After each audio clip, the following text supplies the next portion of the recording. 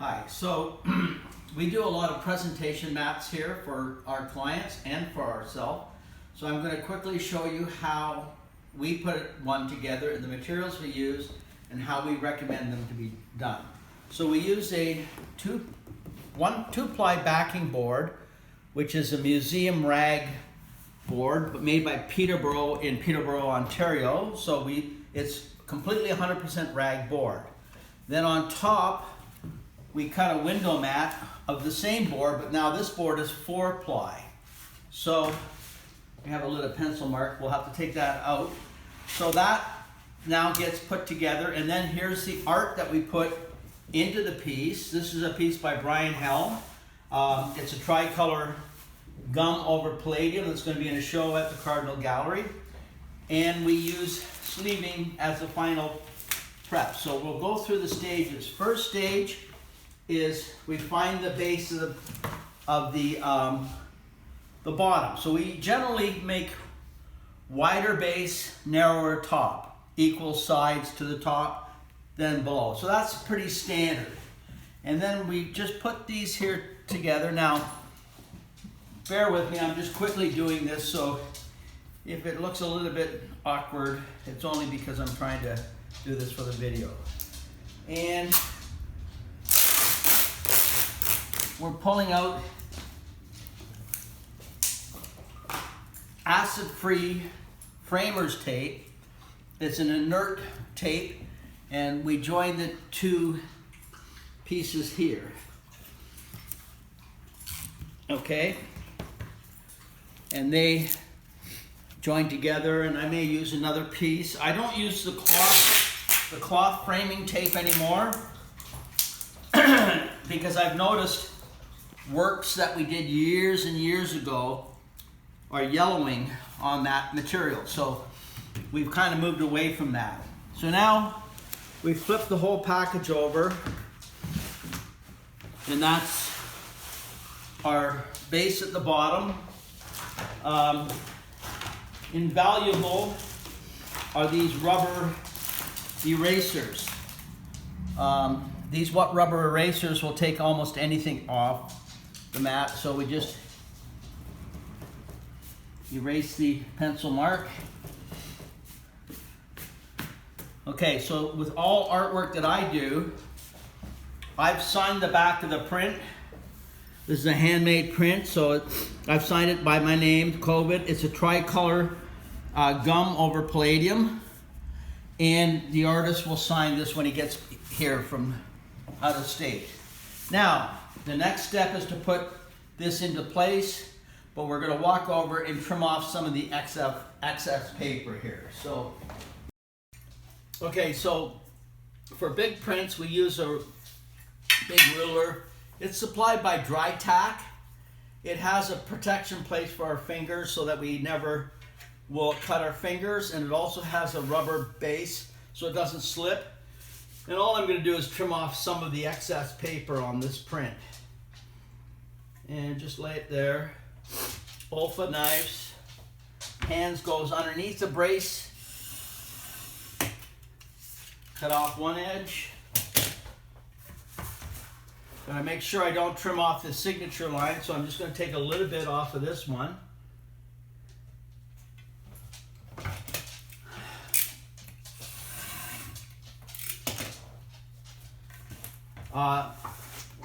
We're gonna keep the bottom and just trim a little bit off the side.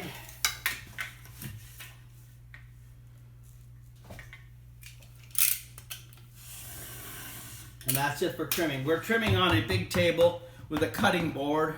The rotor trim is too small for this print, so we have to use the Olfa blades and the mat thing, the hand cutter. Okay, we'll go back in.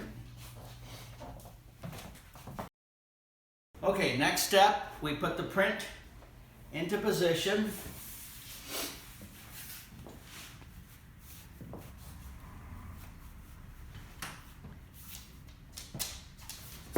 Okay, so I like that positioning. Then we put something a little bit weighted. It can be anything. And just lay it on top. and that will hold the print in position.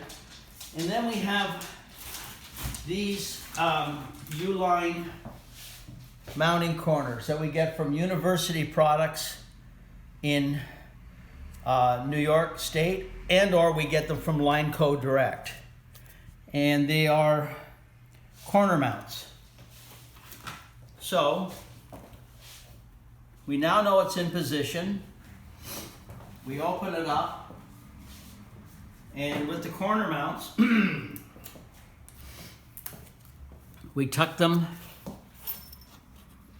into the corner, put some pressure, tuck it into position, put some pressure, and then I come around to the other side. You can see the cyan, magenta, yellow, and the palladium markings from the negatives.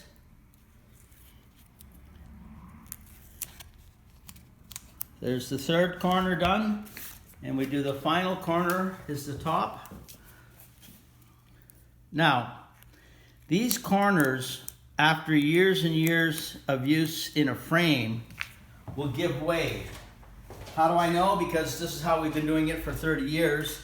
And prints we've seen that are really old, these corner mounts give up. So what we do, or what I do, I reinforce. So that is the plastic. So this is not touching the print. And I reinforce the corner with the same tape that we used to join the frame. So nothing is touching the print. The print is separate from everything else. Okay. And so we never sign on the front of the print. We always sign on the back. It's pretty standard way of presentation for show work. And now we have a 30 by 40, or well, this is a 32 by 40 size. That's a bit smaller. So we buy this sleeving material. Now, once again, University Products, I believe, sells this. So does a company called clearbags.ca, where I buy them. They're out of St. Mary's, Ontario. So I like buying from Clearbag because I'm a true blue Canadian. But you can get them from the States out of University Products. And so what we do, we take the whole print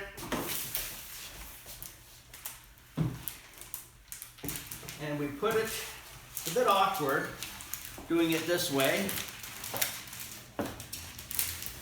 but I like the fold over to come from the back. And so there's the fold over. Not crazy about this fold over, but we use it.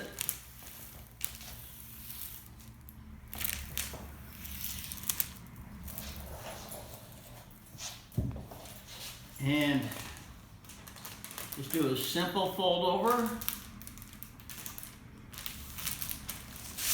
And that is now ready to go to the client.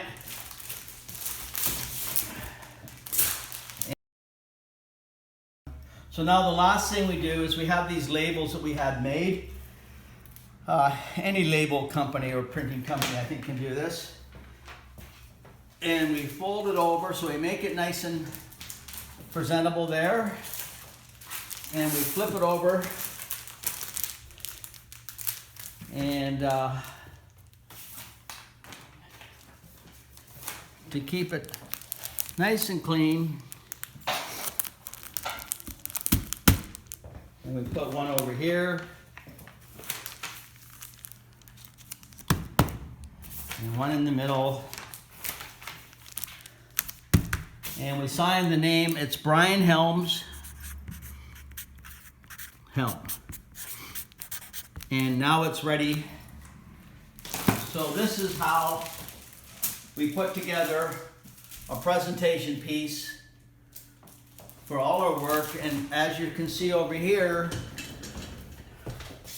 we do this for every project we work on. So, you know, whether it's a museum show coming up, gallery show, this is a show coming up, supplied to us per our request from our artists in New York. This is what we do a lot of, and it's a real beautiful way to present your work to clients in a small little portfolio that you can buy from Carr McLean, Above Ground, University Products. They all sell these boxes. These are 2024 size. Those are 3240, standard sizes. Okay, thank you.